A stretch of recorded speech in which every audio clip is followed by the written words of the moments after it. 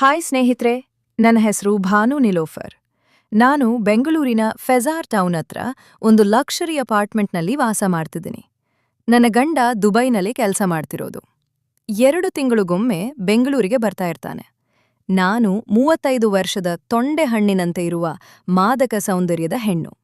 ನನಗೆ ರೊಮ್ಯಾಂಟಿಕ್ ಕತೆಗಳು ಓದೋದು ಮತ್ತು ರಸಭರಿತ ಯೂಟ್ಯೂಬ್ ವಿಡಿಯೋಗಳು ನೋಡೋದು ಅಂದ್ರೆ ತುಂಬಾ ಇಷ್ಟ. ನನ್ನ ಗಂಡ ಒಂದಿನ ನನಗೆ ಕಾಲ್ ಮಾಡಿ, ಮೇರಿ ಜಾನ್, ಭಾನು, ನಾಳೆ ನಿನ್ನ ಬರ್ತ್ಡೇ, ನಿನಗೇನ್ ಗಿಫ್ಟ್ ಬೇಕು ಅಂತ ಕೇಳಿದೆ. ಅದಕ್ಕೆ ನಾನು, ನನಗೆ ಒಂದು ಸ್ಕೂಟರ್ ಬೇಕು ಎಂದು ಕೇಳಿದೆ. ಅದಕ್ಕೆ ನನ್ನ ಗಂಡ, ಓಕೆ ಭಾನು, ನಾಳೇನೆ 1,00,000 ನಿನ್ನ ಅಕೌಂಟ್ಗೆ ಕಳಿಸ್ತೀನಿ. ನಿಂಗೆ ಯಾವ ಸ್ಕೂಟರ್ ಇಷ್ಟನೋ ಆ ಸ್ಕೂಟರ್ ತಗೋ ಎಂದ. ನೆಕ್ಸ್ಟ್ ಡೇ ನನ್ನ ಅಕೌಂಟ್ಗೆ ಹಣ ಡೆಪಾಸಿಟ್ ಆಯಿತು. ನನಗೆ ಯಾವ ಸ್ಕೂಟರ್ ತಗೋಬೇಕು ಅಂತ ಫುಲ್ ಕನ್ಫ್ಯೂಷನ್ ಕಾಡ್ತೊಡಗಿತ್ತು. ಅವಾಗ ನನಗೆ ನನ್ನ ಪಕ್ಕದ ಅಪಾರ್ಟ್ಮೆಂಟ್ನ ಸುಂದರವಾದ, ಯೌವನ ತುಂಬಿ ತುಳುಕುವ, ಉತ್ತರ ಕರ್ನಾಟಕದ ರಗೆಡಾದ ಯುವಕ ಸಿದ್ದು ನೆನಪಿಗೆ ಬಂದ. ಸಿದ್ದು ನಮ್ಮ ಪಕ್ಕದ ಫ್ಲ್ಯಾಟ್ನ ಹ್ಯಾಂಡ್ಸಮ್ ಹುಡುಗ. ಅವನಿಗೆ ಬೈಕ್ ಕ್ರೇಜ್ ಜಾಸ್ತಿ. ಮಿಡ್ ನೈಟ್ ರೈಡ್ ಮತ್ತೆ ಲದಾಖ್ಗೆ ಟ್ರಿಪ್ ಹೋಗಿ ಬರ್ತಿದ್ದ. ನಾನು ನೆಕ್ಸ್ಟ್ ಡೇ ಅವನ ಫ್ಲ್ಯಾಟ್ಗೆ ಹೋಗಿ, ಸಿದ್ದು, ನಾನು ಒಂದು ಸ್ಕೂಟರ್ ತಗೋಬೇಕು ಅಂತ ಡಿಸೈಡ್ ಮಾಡ್ತೀನಿ. ಯಾವ ಸ್ಕೂಟರ್ ತಗೋಬೇಕು ಗೊತ್ತಾಗ್ತಿಲ್ಲ. ಪ್ಲೀಸ್ ನಂಗೆ ಹೆಲ್ಪ್ ಮಾಡ್ತೀಯಾ ಅಂದೆ. ಅದಕ್ಕೆ ಅವನು, ಓಕೆ ಆಂಟಿ, ನಿಮ್ಗೆ ಹೋಂಡಾ ಕಂಪನಿಯ ಆಕ್ಟಿವಾ ನಿಮ್ಗೆ ತುಂಬಾ ಸೂಟ್ ಆಗತ್ತೆ, ಅದೇ ತಗೋಳಿ ಅಂದ. ಥ್ಯಾಂಕ್ ಯು ಸಿದ್ದು, ನಂಗೆ ಶೋರೂಮ್ ಎಲ್ಲಿದೆ ಅಂತ ಗೊತ್ತಿಲ್ಲ. ಪ್ಲೀಸ್ ಸ್ಕೂಟರ್ ಬೈ ಮಾಡಕ್ಕೆ ಹೆಲ್ಪ್ ಮಾಡ್ತೀಯಾ ಅಂದೆ. ಅದಕ್ಕವನು, ಓಕೆ ಆಂಟಿ, ಬನ್ನಿ ಈವಾಗ್ಲೇ ಹೋಗೋಣ. ಇಲ್ಲೇ ಹಲ್ಸೂರ್ ಲೇಕ್ ಹತ್ರ ಶೋರೂಮ್ ಇದೆ. ಸ್ಕೂಟರ್ ಮನೆಗ್ ಬಾರೋವರೆಗೂ ನಿಮ್ ಜೊತೆ ಇದ್ದು ನಿಮ್ಗೆ ಹೆಲ್ಪ್ ಮಾಡ್ತೀನಿ ಅಂದೆ. ಸಿದ್ದು ನನ್ನನ್ನ ಅವನ ರಾಯಲ್ ಎನ್ಫೀಲ್ಡ್ ಹಿಮಾಲಯ ಬೈಕ್ನಲ್ಲಿ ಕರ್ಕೊಂಡ್ಹೋದ. ವಾವ್, ನಾನು ಇಲ್ಲಿವರೆಗೂ ಬೈಕ್ನ ಹಿಂದೆ ಕುತ್ಕೊಂಡಿರ್ಲಿಲ್ಲ. ಸಿದ್ದು ಬೈಕ್ ಓಡ್ಸೋ ಸ್ಪೀಡ್ ನಂಗೆ ತುಂಬಾ ಇಷ್ಟ ಆಯಿತು. ಅವನು 100 ಸ್ಪೀಡ್ನಲ್ಲಿ ಬೈಕ್ ಓಡ್ಸೋವಾಗ ನಂಗೆ ಗಾಳೀಲಿ ತೇಲಿದಂತೆ ಅನುಭವ ಆಯಿತು. ಹಂಪ್ಸ್ ಬಂದಾಗ ಜೋರಾಗಿ ಬ್ರೇಕ್ ಹಾಕ್ತಿದ್ದ. ಅವಾಗ ನನ್ನ ಎದೆ ಅವನ ಬೆನ್ನಿಗೆ ಜೋರಾಗಿ ಡ್ಯಾಶ್ ಹೊಡಿತಿತ್ತು. ನಾವು ಶೋರೂಮ್ ತಲುಪಿದ್ವಿ.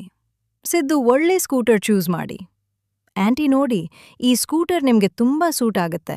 ಒಳ್ಳೆ ಮೈಲೇಜ್ ಇದೆ, ಹಿಂದೆ ಡಿಕ್ಕಿ ದೊಡ್ಡದಿದೆ, 2 ಹೆಲ್ಮೆಟ್ ಇಟ್ಕೋಬಹುದು ಅಂದ.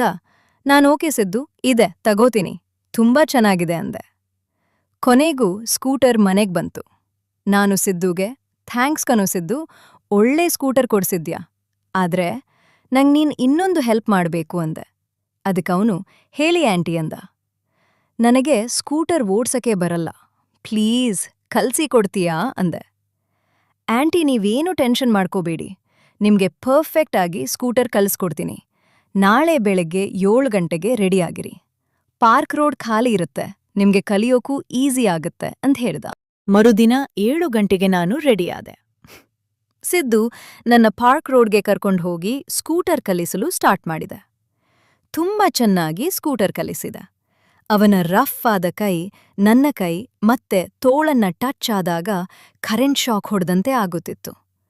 ನಾವು ಡೈಲಿ ಪಾರ್ಕ್ ರೋಡ್ನಲ್ಲಿ ಸ್ಕೂಟರ್ ಟ್ರೈನಿಂಗ್ ಆದ್ಮೇಲೆ ಕಾಫಿ ಕುಡ್ಕೊಂಡು ಮಾತಾಡ್ತಿದ್ವಿ. ನಾನು ನನ್ನ ಹಳೆಯ ಲವ್ ಸ್ಟೋರಿಗಳನ್ನೆಲ್ಲ ಶೇರ್ ಮಾಡ್ತಿದ್ದೆ. ಅವನು ಕೂಡ ಅವನ ಲವ್ ಸ್ಟೋರಿ ಎಲ್ಲ ಶೇರ್ ಮಾಡ್ತಿದ್ದೆ.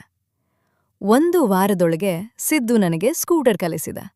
ನಾನು ಅವನಿಗೆ ಒಂದು ದುಬೈ ಚಾಕ್ಲೇಟ್ ಕೊಟ್ಟು, ತುಂಬಾ ಥ್ಯಾಂಕ್ಸ್ ಕಣೋ ಸಿದ್ದು, ನೀನ್ ಇರ್ಲಿಲ್ಲ ಅಂದ್ರೆ ನಾನು ಸ್ಕೂಟರ್ ಕಲಿಯೋಕೆ ಆಗ್ತಾ ಇರ್ಲಿಲ್ಲ ಅಂದೆ. ಅದಕ್ಕವನು, ಪರವಾಗಿಲ್ಲ ಆಂಟಿ ಎಂದು ಹೇಳಿದ. ನಾನು ಅವನ ಕೈ ಹಿಡ್ಕೊಂಡು, ಸಿದ್ದು, ನಿನಗೇನೇ ಹೆಲ್ಪ್ ಬೇಕಿದ್ರೆ ನಂಗೆ ಹೇಳು, ನಾನ್ ನಿಂಗೆ ಹೆಲ್ಪ್ ಮಾಡ್ತೀನಿ ಅಂದೆ. ದಿನ ಕಳಿತಿದ್ದಂತೆ ನಾವು ತುಂಬಾ ಕ್ಲೋಸ್ ಆದ್ವಿ. ಒಟ್ಟೊಟ್ಟಿಗೆ ಮಾಲ್ ಮತ್ತೆ ಸಿನಿಮಾಗ್ ಹೋಗೋಕೆ ಸ್ಟಾರ್ಟ್ ಮಾಡಿದ್ವಿ. ನಾನು ಅವನ ಬರ್ತ್ಡೇಗೆ ಒಳ್ಳೆ ಬ್ರ್ಯಾಂಡ್ ಟೀ ಶರ್ಟ್ ಗಿಫ್ಟ್ ಮಾಡಿದೆ. ಒಂದಿನ ಸಿದ್ದು ನನ್ನ ಮನೆಗೆ ಬಂದ. ತುಂಬಾ ಬೇಜಾರಲ್ಲಿದ್ದ ಹಾಗೆ ಕಾಣಿಸ್ತಿದ್ದ. ಲೈಟ್ ಆಗಿ ಡ್ರಿಂಕ್ಸ್ ಮಾಡಿದ್ದ. ನಾನವನ ಮುಖ ನೋಡಿ, ಏನಾಯ್ತು ಸಿದ್ದು, ತುಂಬಾ ಬೇಜಾರಲ್ಲಿದ್ದ ಹಾಗೆ ಕಾಣ್ತಾ ಇದೀಯಾ ಅಂದೆ. ಅವನು ನನ್ ಜೋರಾಗಿ ತಪ್ಕೊಂಡು ಅಳೋಕೆ ಸ್ಟಾರ್ಟ್ ಮಾಡ್ದ.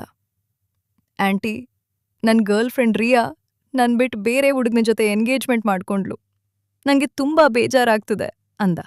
ನಾನವನ ತಲೆ ಕೂದ್ಲು ಸವರುತ್ತಾ, ಬೇಜಾರ್ ಮಾಡ್ಕೋಬೇಡ, ಸಮಾಧಾನ ಮಾಡ್ಕೋ.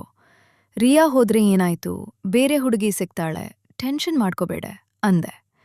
ಅದಕ್ಕವನು, ಆಂಟಿ, ಅವಳಿಗ್ ನಾನ್ ಯಾಕ್ ನನ್ಬಿಟ್ಟು ಹೋದೆ ಅಂತ ಕೇಳಿದ್ರೆ, ನೀನ್ ರೊಮ್ಯಾಂಟಿಕ್ ಪರ್ಸನ್ ಅಲ್ಲ, ಅದಕ್ ಬಿಟ್ಟು ಹೋದೆ ಅಂದ್ಲು ಅಂದ. ಓ ಹೌದಾ, ಓಕೆ ಸಿದ್ದು, ನಾನ್ ನಿಂಗ್ ಹೆಲ್ಪ್ ಮಾಡ್ತೀನಿ.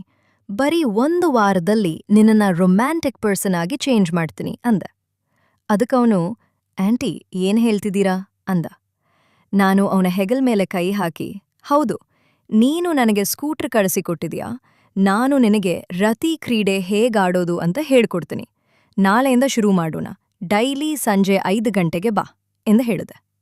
ಸಿದ್ದು ಆಯ್ತು ಎಂದು ಅಲ್ಲಿಂದ ಹೋದ. ನೆಕ್ಸ್ಟ್ ಡೇ ಸಂಜೆ 5 ಗಂಟೆಗೆ ಸಿದ್ದು ನನ್ನ ಮನೆಗ್ ಬಂದ. ನಾನು ಅವನನ್ನ ಬಾಲ್ಕನಿಗೆ ಕರ್ಕೊಂಡು ಹೋಗಿ ಸೋಫಾದ ಮೇಲೆ ಕೂರ್ಸಿದೆ. ಅವನಿಗೆ 4 ರೊಮ್ಯಾಂಟಿಕ್ ಕಥೆ ಬುಕ್ಗಳನ್ನ ಕೊಟ್ಟು, ಈ ಪುಸ್ತಕಗಳನ್ನ ಕಂಪ್ಲೀಟ್ ಆಗಿ ಓದು ಅಂದೆ. ಸಿದ್ದು ಬುಕ್ ಓದಲ್ ಶುರು ಮಾಡಿದೆ. ಅವನು ಬುಕ್ನಲ್ಲಿದ್ದ ರೊಮ್ಯಾಂಟಿಕ್ ಕಥೆಗಳನ್ನ ಡೀಪ್ ಆಗಿ ಓದುತ್ತಾ ತನ್ನನ್ನು ತಾನೇ ಮರ್ತ್ ಹೋದ. ಜಸ್ಟ್ 1 ಗಂಟೆ ಒಳಗೆ ಎಲ್ಲಾ ಬುಕ್ಸ್ಗಳನ್ನ ಓದಿ ಮುಗಿಸಿದ. ಡೈಲಿ ನಾನವನಿಗೆ ಟ್ರೈನಿಂಗ್ ಕೊಡಲು ಸ್ಟಾರ್ಟ್ ಮಾಡಿದೆ. ಹುಡುಗಿನ ಹೇಗೆ ತಬ್ಕೊಳ್ಬೇಕು, ಹೇಗೆ ರೊಮ್ಯಾಂಟಿಕ್ ಆಗಿ ಕಿಸ್ ಮಾಡ್ಬೇಕು, ಹೇಗೆ ಅವಳನ್ನ ರೇಗಿಸ್ಬೇಕು ಅಂತ ಹೇಳ್ಕೊಟ್ಟೆ. ಕೆಲವು ರೊಮ್ಯಾಂಟಿಕ್ ವಿಡಿಯೋಸ್ಗಳನ್ನ ತೋರಿಸಿದೆ. ದಿನಗಳು ಕಳೆಯಿತು. ಸಿದ್ದು ಈಗ ಕಂಪ್ಲೀಟ್ ಆಗಿ ರೊಮ್ಯಾಂಟಿಕ್ ಪರ್ಸನ್ ಆಗಿ ಬದಲಾಗಿದ್ದ. ಒಂದಿನ ನನಗೆ ಒಂದು ಶಾಕಿಂಗ್ ನ್ಯೂಸ್ ಗೊತ್ತಾಯಿತು. ನನ್ನ ಗಂಡ ದುಬೈನಲ್ಲಿ ಇನ್ನೊಂದು ಮದುವೆ ಆಗಿ ಅಲ್ಲೊಂದು ಹೆಂಡತಿನ ಮೇಂಟೈನ್ ಮಾಡ್ತಿದ್ದಾನೆ ಅಂತ. ನನಗೆ ಆಕಾಶನೇ ಮೈಮೇಲೆ ಬಿದ್ದಂತಾಯ್ತು. ನಾನು ಜೋರಾಗಿ ಅಳುತ್ತಾ ಕೈಗೆ ಸಿಕ್ಕ ಎಲ್ಲ ವಸ್ತುಗಳನ್ನ ಒಡೆದು ಹಾಕಿದೆ. ಹುಚ್ಚಿಯಂತೆ ಕಿರುಚಲು ಸ್ಟಾರ್ಟ್ ಮಾಡಿದೆ. ಅದೇ ಸಮಯಕ್ಕೆ ಸಿದ್ದು ಮನೆಗೆ ಬಂದ. ಅವನು ನೋಡಿದ ಕೂಡ್ಲೇ ಅವನನ್ನ ಜೋರಾಗಿ ತಬ್ಕೊಂಡು ಅಳಲು ಸ್ಟಾರ್ಟ್ ಮಾಡಿದೆ. ಎಲ್ಲ ವಿಷಯ ಅವನಿಗೆ ಹೇಳಿದೆ. ಸಿದ್ದು ನನ್ನ ತಲೆನ ರೊಮ್ಯಾಂಟಿಕ್ ಆಗಿ ಸವೃತ್ತಾ ನನ್ನನ್ನ ಸಮಾಧಾನಪಡಿಸಿದೆ. ಅವನ ಬ್ಯುಸಿಯುಸಿರು ತಾಕಿ ನನಗೆ ರೋಮಾಂಚನ ಆಯಿತು. ಮೆಲ್ಲನೆ ಇಬ್ರು ರೊಮ್ಯಾನ್ಸ್ ಮಾಡಲು ಸ್ಟಾರ್ಟ್ ಮಾಡಿದ್ವಿ. ನಾನು ಕಲಿಸಿದ ಎಲ್ಲಾ ರತಿ ಕ್ರೀಡೆಯ ಟೆಕ್ನಿಕ್ ನನ್ನ ಮೇಲೇನೆ ಪ್ರಯೋಗ ಮಾಡಿದೆ. ನನ್ನ ಎತ್ತುಕೊಂಡು ಬೆಡ್ರೂಮ್ಗೆ ನಡೆದು ಬೆಡ್ ಮೇಲೆ ಬಿಸಾಕಿದ. ಒಬ್ರನ್ನೊಬ್ರು ತಬ್ಕೊಂಡು ಬೆಡ್ ತುಂಬ ಹೊರಳಾಡಿದ್ವಿ. ಬಟ್ಟೆಯೆಲ್ಲ ಒಂದೊಂದೇ ಮಾಯ ಆಗೋಕೆ ಶುರುವಾಯಿತು. ನನ್ನ ದೇಹವೆಲ್ಲವನ್ನ ಚುಂಬಿಸಲು ಸ್ಟಾರ್ಟ್ ಮಾಡಿದೆ. ನಮ್ಮ ಪಲ್ಲಂಗ ಯುದ್ಧ ಜೋರಾಗಿ ನಡೆಯಿತು. ಅವನ ಹೊಡೆತಗಳಿಗೆ ನಾನು ಆಹ್ ಆಹ್ ಆಹ್ ಎಂದು ಜೋರಾಗಿ ಕಿರುಚಿದೆ. ಇಡೀ ರಾತ್ರಿ ಜಾಗರಣೆ ಜೋರಾಗಿ ಆಯಿತು. ಗಿರಿಹಣ್ಣನ್ನ ತಿನ್ನೋ ಥರ ನನ್ನನ್ನ ಸಿದ್ದು ತಿಂದು ಸವಿದ. ಬೆಳಗ್ಗೆ ನನಗೆ ಎಚ್ಚರ ಆಯಿತು. ಸಿದ್ದು ನನ್ನ ಹತ್ತಿರ ಮಗು ಥರ ಮಲಗಿದ್ದ. ಅವನನ್ನು ಎಬ್ಬಿಸಿ ಕಾಫಿ ಕೊಟ್ಟು, ಸಿದ್ದು, ನೀನೀಗ ಕಂಪ್ಲೀಟ್ ಆಗಿ ರೊಮ್ಯಾಂಟಿಕ್ ಪರ್ಸನ್ ಆಗಿದ್ದೀಯಾ, ಈಗ ಯಾವ ಹುಡುಗಿನೂ ನಿನ್ ಬಿಟ್ಟು ಹೋಗಲ್ಲ ಅಂದೆ. ಇಬ್ರು ತಬ್ಕೊಂಡು ಮತ್ತೊಂದು ರೌಂಡ್ ಲವ್ ಮಾಡಿದ್ವಿ. ಸಿದ್ದು ಮನೆಯಿಂದ ಹೋದ್ಮೇಲೆ ನನಗೆ ನನ್ ಗಂಡನ ಫೋನ್ ಬಂತು. ಭಾನು, ನಿನಗ್ ನಾನ್ ಮೋಸ ಮಾಡಿಲ್ಲ. ಯಾರೋ ನನ್ ಬಗ್ಗೆ ಸುಳ್ಳು ಸುದ್ದಿ ಹೇಳಿದ್ದಾರೆ. ನಾಡಿದು ಇಂಡಿಯಾಗ್ ಬರ್ತಿದ್ದೀನಿ ಅಂದ. ಸ್ನೇಹಿತರೆ, ಹೇಗಿತ್ತು ಇವತ್ತಿನ ಕಥೆ? ಮುಂದಿನ ರೋಮಾಂಚಕ ಕಥೆಗಳಿಗಾಗಿ ಸಬ್ಸ್ಕ್ರೈಬ್ ಮಾಡಿ ಎರೋಟಿಕ್ ಕನ್ನಡ ಚಾನಲ್ ಅನ್ನು. ವಿಡಿಯೋ ನೋಡಿದಕ್ಕೆ ಎಲ್ಲರಿಗೂ ಧನ್ಯವಾದ.